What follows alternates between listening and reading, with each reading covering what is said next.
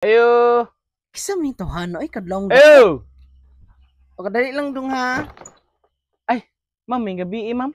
O sige, tuyo ni mo dong, alas 2 man sa kadlawon. Mao lagi ma'am, alas 12 sige sa kadlawon ma'am.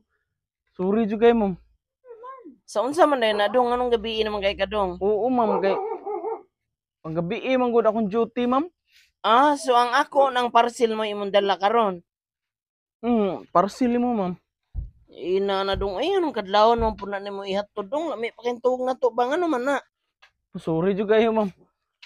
Bag-o man na nga rule sa amo sa kuan ma'am. Oy, dili na pwede na yung ana ilang rules eh. Pisina ma'am, na ipang gabi ma'am ba. Anak, dili na, kuan.